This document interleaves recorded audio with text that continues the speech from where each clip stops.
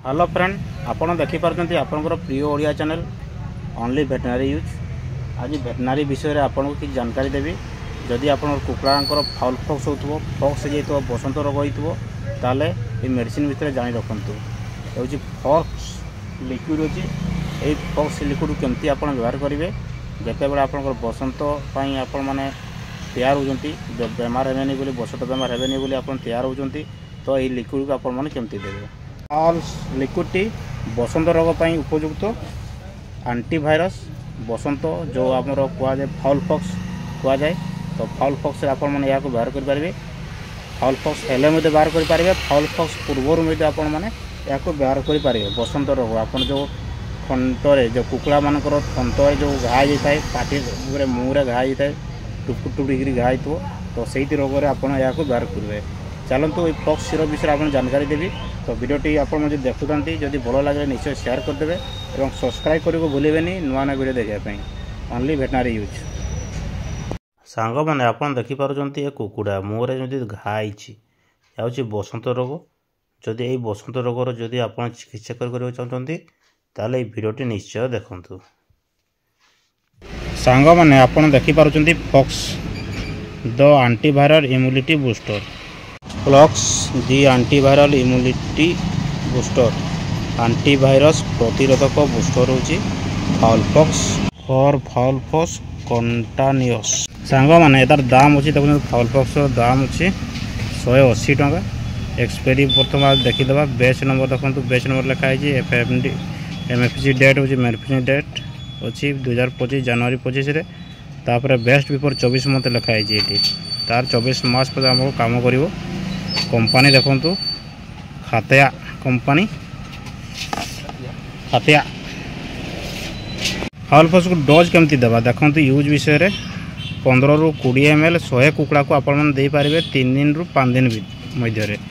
जदि आपंकर foul fox हो जाइए बसंत रोग हो जाइए ताले आपण मैंने 15 ରୁ 20 ml 100 कुकुड़ा को आपण मैंने दे पारे। ओराल दिंतु खायापी दिंतु कि पानी सादा पानी रे आपण मैंने मिक्सिंग कर दे पारे। तापर 15 ରୁ 20 ml आउ गोटे डोज अच्छी 15 ରୁ 20 ml 100 बार्स को आपण मैंने हफ्तार थरे किंबा 3 ରୁ 4 हफ्ता आपण दे पारे। सादा पानी रे देवे। सांग मैंने आपड़ जो कुकुड़ा रखुंट सानिटाइजर सब करुवे। सानिटाइजर साइजर आप सफा करेंगे सब ना आपंकर भाइरस लग जाई पारती। तो आपन को डोज मुझे देखी प्रथम आउ थे मुझे कहीदे 15 ରୁ 20 ml आप सादा पानी देवे। आपण मैंने 100 कुकुड़ा को 3 दिन रु 5 दिन कंटिन्यू दे दिंतु कंटिन्यू देवे। यहाँ बुझे जो फाउल फॉक्स लग न कुकुड़ा को बसंत लग जाइए से समय आप 15 ରୁ 20 ml 100 कुकुड़ा को कंटिन्यू 3 दिन रु 5 दिन दिंतु। तापर आपण मैंने 15 ରୁ 20 ml 100 कुकुड़ा को हफ्तार थरे थरे किंबा 3 ରୁ 4 हफ्ता आपण मैंने या पानी सादा पानी सहित मिक्सिंग कर दे पारे फाउल फॉक्स को। आ सब बड़े 2 ରୁ 3 घंटा आप स्प्रे करूँ सानिटाइजर साइजर आप स्प्रे करूँ तेरे जाकर आपंकर भाइरस लगे। जिते देवे आप भल के हल्ई देवे। आउ जिते पानी दौरान फिल्टर पानी दिंतु 100 ml पैकेज अच्छे देखो यहाँ हूँ 100 ml अच्छी क्वांटिटी फॉक्स लिक्विड। तो आपण मैंने यहाँ जिते बसंत होते कुकुड़ा को तो आपण मैंने यहाँ दे पारे और बसंत न होते आपण मैंने दे पारे आ बसंत हेनी।